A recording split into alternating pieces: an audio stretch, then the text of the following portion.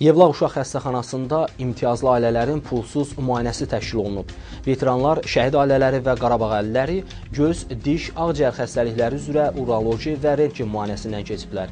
70-ə yaxın Yevlax sakini müayinə edilib. Səhhətində problemi olan daha 150 nəfər isə müayinə üçün qeydiyyata düşüb.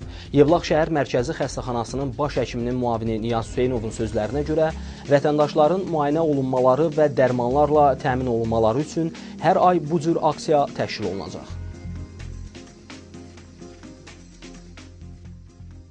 Bugün xəstəxanada Yevlax İcra Hakimiyyəti ilə birlikdə təşkil olunmuş əhalilərin, veteranların, şəhid ailələrinin növbəti müayinəsi keçirilir.